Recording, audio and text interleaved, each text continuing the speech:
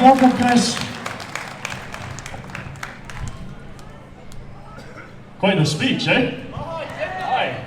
Can you tell he's qualified to be a lawyer? Aye. So, I've got one as well. I'll keep this one a little bit shorter.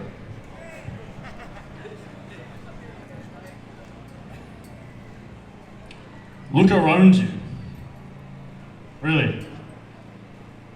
Look at the men and women standing next to you. The faces you see, they are your brothers and your sisters. They stand with you, beside you. We are not alone anymore.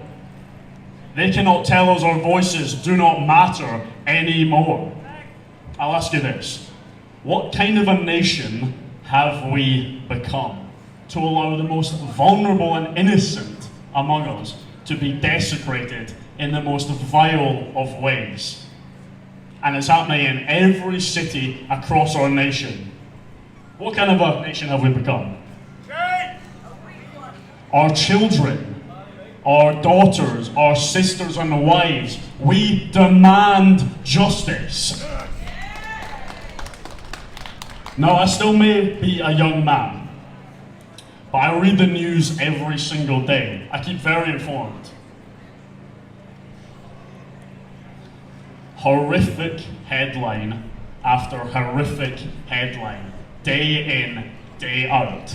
It's the first thing I see in the morning when I wake up.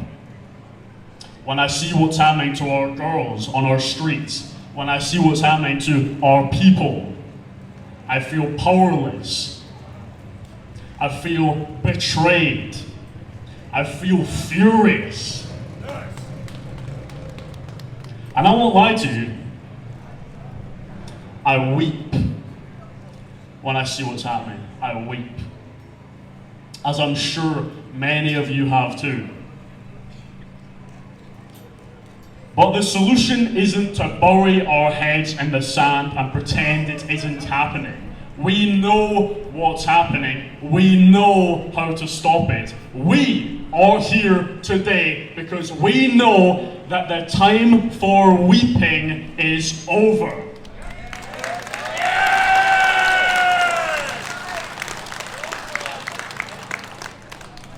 Gone are the days where we sit there voiceless and powerless as the world happens around us. Stand up with me, with your countrymen, in defiance, in righteous indignation.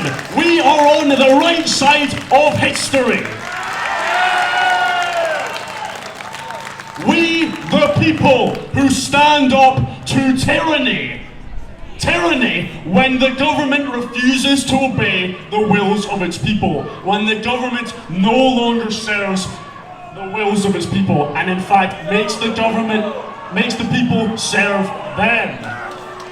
They're making us serve the government. Oh, you want to boo me? Okay. Speaking of history, no history lesson here. I suggest that these leaders of ours, so-called leaders, take out a history book, okay? They might discover that the Scotsman does not allow tyranny to survive for very long.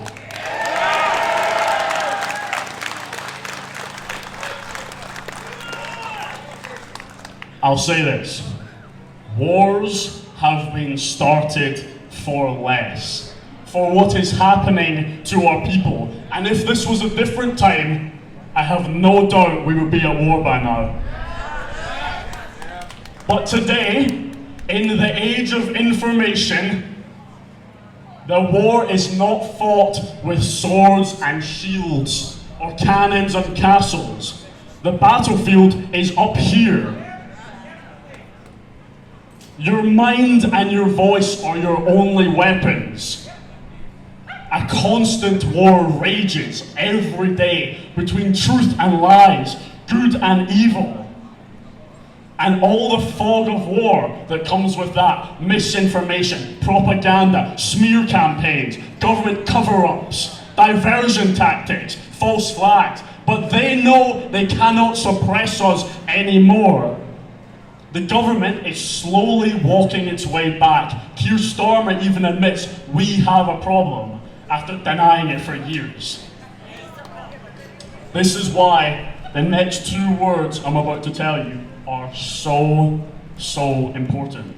If you remember anything from my speech today, make it be these next 2 words. Controlled opposition. Controlled opposition. Say those words to yourself.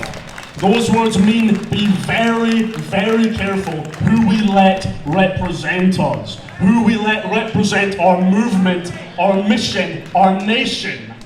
Do not let them use our desperation for their own agendas. Do not settle for anything less than what needs to be done, because talk is cheap, and that's what politicians do. Judge them by their actions. Ye shall know them by their fruits. Exactly. I'll close with an old Turkish proverb, and it couldn't be more relevant today. The forest was shrinking, but the trees kept voting for the axe, for its handle was made of wood, and they thought it was one of them.